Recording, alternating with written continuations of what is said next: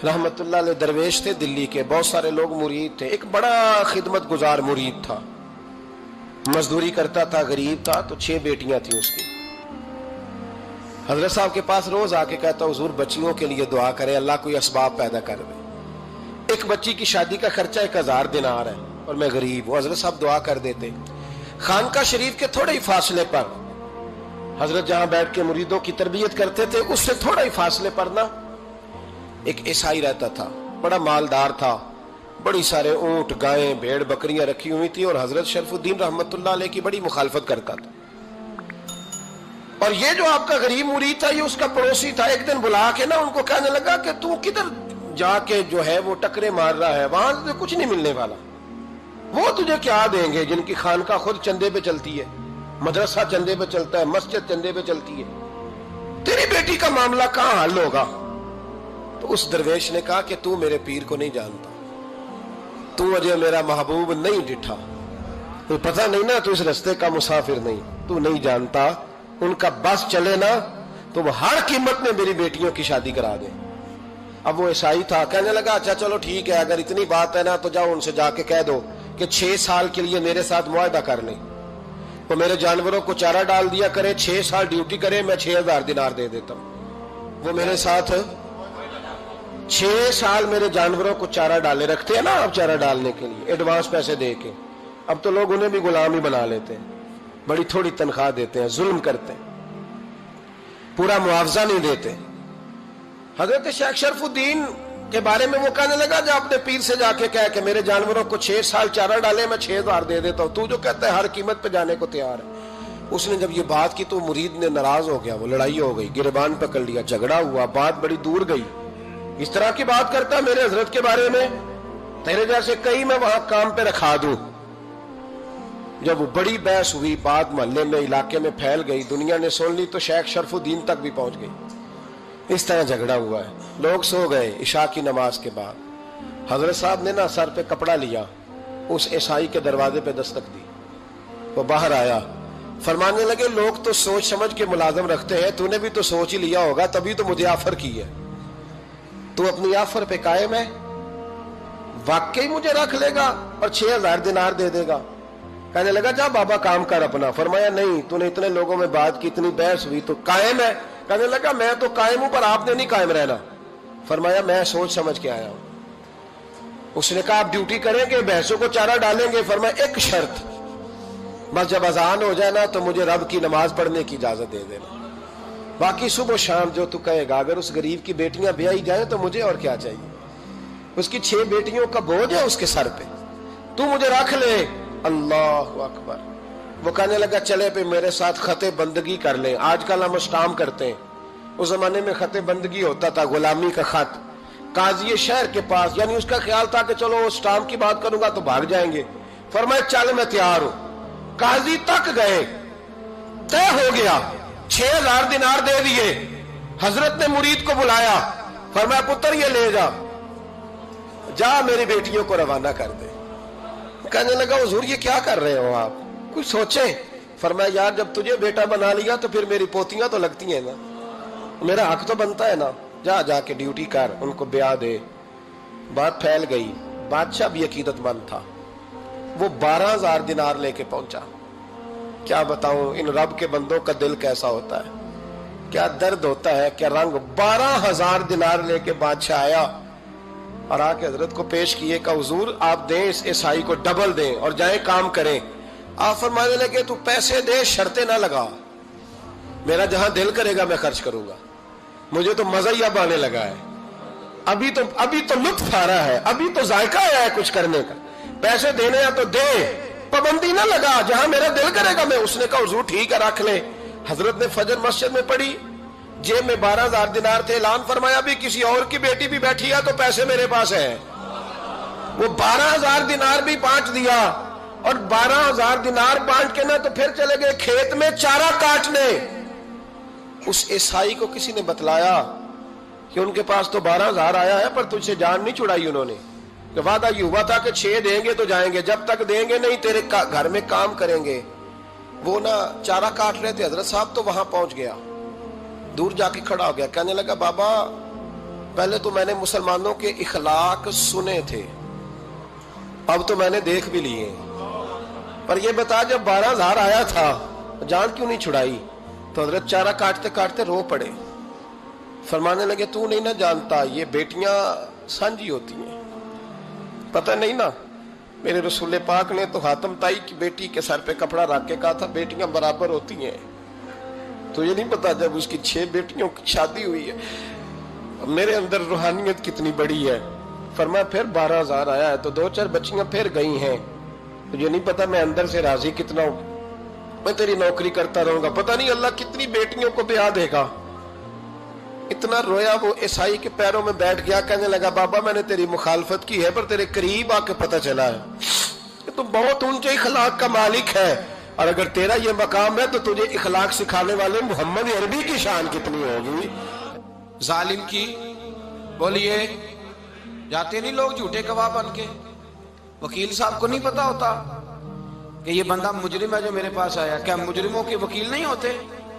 بولے تو اس کو پتہ نہیں ہوتا وکیل صاحب کو کہ یہ صاحب مجرم ہے، میرے پاس مقدمہ لے کے آئے، اور اگر بے ادبی نہ ہو جائے تو میرا خیال ہے قاضی عدالت کو بھی پتا ہوتا ہے کہ مجرم کون ہے اور مظلوم۔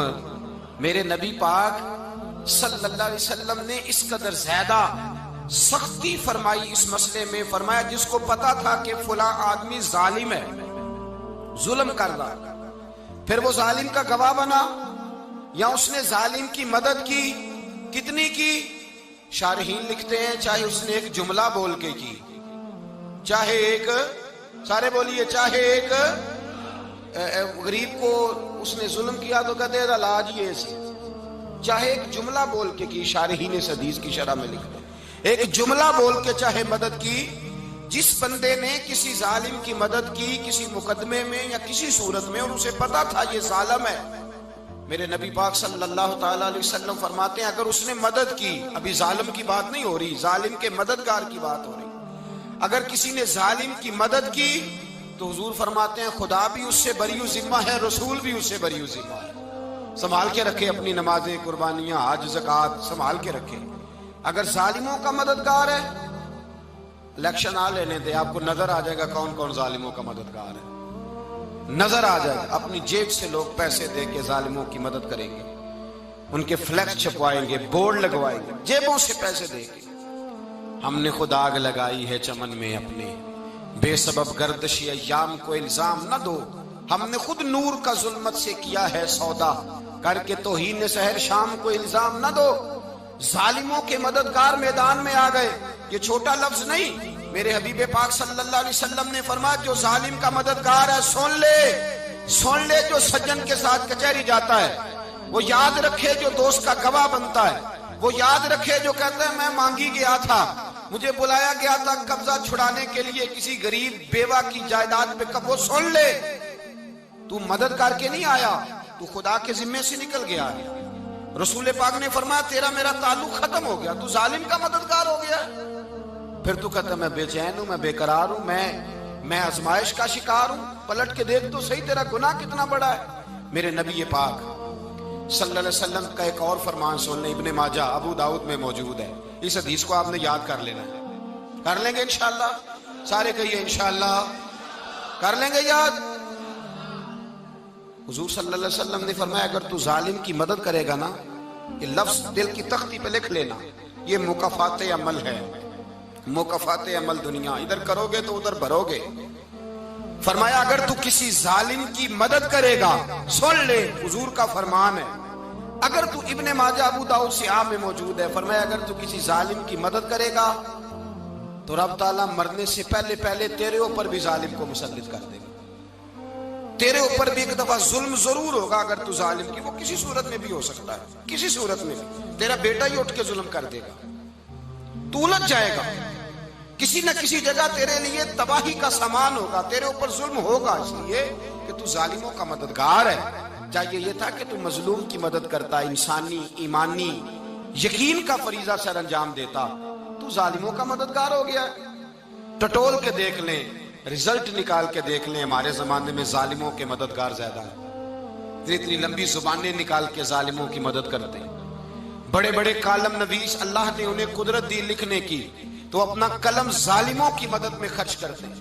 وہ لوگ جن کو اللہ تبارک و تعالیٰ نے قدرت دی، ہمت دی، طاقت دی، کچھ لوگ ان کے حلقہ احباب میں، وہ اپنے لوگوں کو استعمال کر کے ظالموں کی مدد کرتے ہیں، ظالموں کی مدد کرتے ہیں۔ میرے نبی کریم سید عالم نور مجسم صلی اللہ علیہ وسلم نے فرمایا، اگر تو نے ظالم کی مدد کی تو جب تک تو توبہ نہیں کرے گا رب تجھ سے ناراض ہی رہے گا۔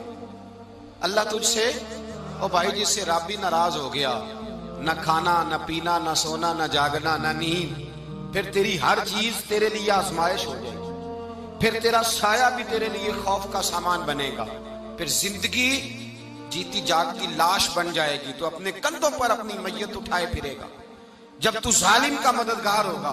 اور نبی پاک صلی اللہ علیہ وسلم نے فرمایا ظالموں کا مددگار بھی ظالم ہوتا ہے، ظالموں کا مددگار بھی، سارے بولے ظالموں کا مددگار بھی نہیں، کو نہیں، آپ سارے نہیں بولے، ایک دفعہ بولے ظالموں کا مددگار بھی، پکی بات ہے، ظالموں کا مددگار بھی۔ اللہ اکبر، جس کا یارانہ ہو، جس کا دوستانہ ہو، جو کہے میں نے نا اس کو اوکھے ویلے کے لیے ظالم کو یاد رکھا ہوا ہے۔ کبھی مشکل میں رکھے نہیں ہوئے لوگوں نے ظالم دوست، کہتے میں نے رکھے ہوئے ہیں، بلکہ ہمارے دیہات میں تو کہتے ہیں میں نے بازو بنائے ہوئے ہیں۔ کس کو بازو بنا لیا؟ ظالم بھی کبھی بازو ہوتا ہے، جو ظلم کی تلوار لیے میدان میں کھڑا ہے۔ قارون، حامان، فرعون، نمرود کا حال نہیں لوگوں نے دیکھا؟ اپنے زمانے میں آپ نے کتنے لوگ نہیں دیکھے جن کے سائے سے، آواز سے لوگ کانپتے تھے؟ پھر پولیس کی گاڑیوں میں وہ اس طرح مردہ پڑے کہ دنیا نے تماشا دیکھا ان کا۔ یہ رنگ ہم نے دیکھے نہیں اپنے آنکھوں سے۔ فرمایا ظالم کا مددگار بھی، جو کار میں بٹھا کے لے کے گیا وہ بھی ظالم، جس نے چائے پلائی وہ بھی، جس شخص نے کھانا کھلایا وہ بھی، جو کچہری تک ساتھ گیا وہ بھی، جس نے فلیکس کے نیچے، بڑے شرابی کے نیچے چھوٹی اپنی فوٹو لگائی وہ بھی، جو ووٹ کی پرچی ڈالنے گیا وہ بھی۔ کہہ دینا باہر نکل کے کہ حضرت صاحب نے سیاسی تقریر کی ہے، کہہ دینا، پر بات تو سچی ہے نا۔ خوگرے حمد سے تھوڑا سا گلا بھی سن لے، خوگرے حمد سے تھوڑا سا بھی گلا۔ امام مالک کے پاس ایک بندہ آیا، اس نے کہا حضور میں درزی ہوں، ایک ظالم بادشاہ مجھ سے کپڑے سلواتا ہے، میں تو ظالموں کا مددگار نہیں نا۔ ایک ظالم بادشاہ مجھ سے، حضور میں تو مددگار نہیں نا ظالموں کا، جو فرمایا ظالموں کا مددگار بھی ظالم ہوتا ہے، تو کپڑے لے کے آتا ہے میں سی کے دے دیتا ہوں، ذمہ داری نہیں۔ یہ ایک آدمی دکاندار ہے، اس سے کوئی بندہ چیز خریدنے آئے گا تو تھوڑی کہے گا میں نے نہیں دینی، تو دے گا۔ کوئی بندہ اگر کسی شخص سے کوئی کام کہتا ہے جو اس کی فیلڈ ہے، اس کا شعبہ ہے، اس کا معاش کا وہ سلسلہ ہے، کہتے ہیں یا رسول اللہ صلی اللہ علیہ وسلم ظالموں کا مددگار بھی ظالم، حضور نے فرما دیا۔ تو امام مالک سے بندے نے مسئلہ پوچھا، دل کی تختی پہ لکھنے والی باتیں ہیں، کہا حضور میں درزی ہوں، ظالم کپڑے سلواتے ہیں، میں تو مددگار نہیں نا۔ امام صاحب کہنے لگے نہیں، مددگار تو وہ ہوگا جو تجھے سوئی دھاگا فراہم کرے گا، تو پورے کپڑے سی کے دیتا ہے، تو خود بہت بڑا ظالم ہے، تو پورے سوٹ سی کے دیتا ہے، تو بہت بڑا ظالم خود ہے۔ مددگار تو وہ ہوگا جو تجھے دھاگا دے گا، جو تجھے بٹن دے گا، جو تجھے نلکی دے گا، جو ظالم سے اتنی نفرت ظلم کر کے بندہ ہے۔ یہاں تو ہمارے زمانے میں ہیرو بن جاتے ہیں لوگ، ظالم ہیرو ہے، لوگ اس سے ڈرتے پھرتے ہیں، گھومتے پھرتے ہیں، اور بہت سارے کم مزاج لوگ اس کے پیچھے ہاتھ باندھ کے پھرتے ہیں۔ ظالموں کی مدد کرنا، ظالموں کے ساتھ رہنا، یہ ظلم ہے، ظلم، یہ زیادتی ہے۔